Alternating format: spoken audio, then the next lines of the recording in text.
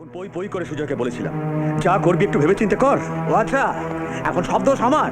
আরে তোমারও তো লোভ কম ছিল না। সুজয়, মুখ সামলে কথা বল, ভুলে যাস না আমি তো দাদা। আরে যাও তো। দাদা দাদা তোমার মতো দাদার ভাই হও বা। এই জানোয়ার! আরে কি হচ্ছে কি? ছাড়ো, ফেলে দেবো।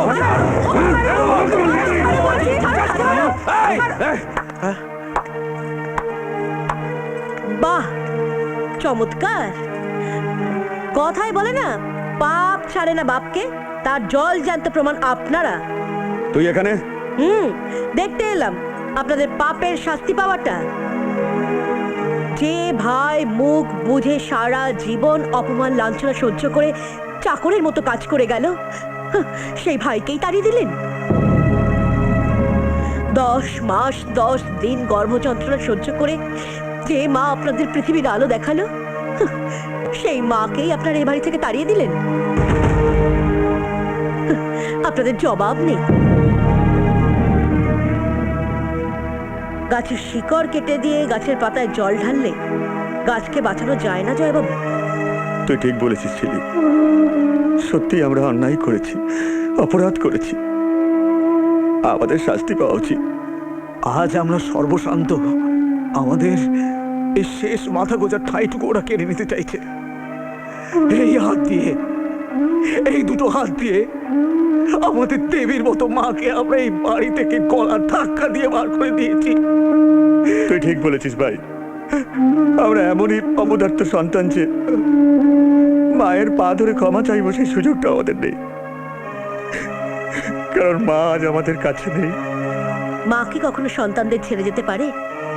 মা আপনাদের কাছেই আছে। মা আছে? কোথায়? অর্জুনের বাড়িতে। ক্ষমা? কিসের ক্ষমা? কাদের তুই ক্ষমা করতে বলছিস অর্জুন? বেঈমান, বিশ্বাসঘাতকের দল, যারা নিজের ভাইকে মিথ্যে চুরির বদনাম দিয়ে বাড়ি থেকে দূর দূর করে তাড়িয়ে দিয়েছিল। আমার সন্তানকে, ছোট খোকাকে আমার কাছ থেকে দূরে সরিয়ে দিয়েছিল।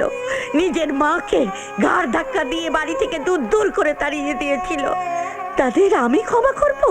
না না অর্জুন, আমি পারবো না, আমি কিছুতেই পারবো না বাবা, আমি পারবো না, আমি পারবো না, আমি পারবো না। মা, তুমি তো মা, তাই আজ দাদারা তোমার কাছে ক্ষমা চাইতে এসেছে।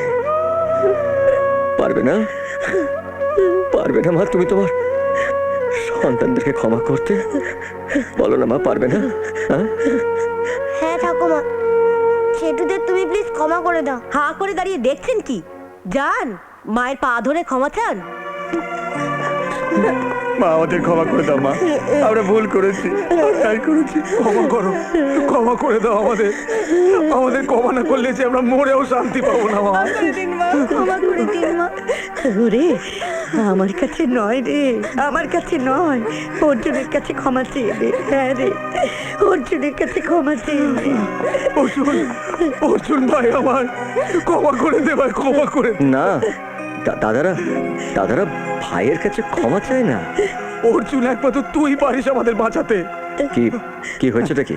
ওই মামা সনাতনের সাথে হাত মিলিয়ে আমাদের শেষ করে দিয়েছে, আমাদের নিঃস্ব করে দিয়েছে। ওই শয়তানের কথা শুনে আমরা একটার পর একটা ভুল করেছি, আর আজ ওরা বাড়িটাকে বিক্রি করতে চাইছে। বাড়িটাকে বিক্রি করতে চাইছে? অর্জুন, অর্জুন বাড়িটা বিক্রি করে দিতে চাইছে? কি হবে বাবা, কি হবে? তুমি কোনো চিন্তা করো না মা, সনাতন আর শকুনি মামাকে আমি ছাড়বো না। আমার বাবার শেষ স্মৃতি আর আমাদের জন্মস্থানকে আমি ওদের হাত থেকে উদ্ধার করবই।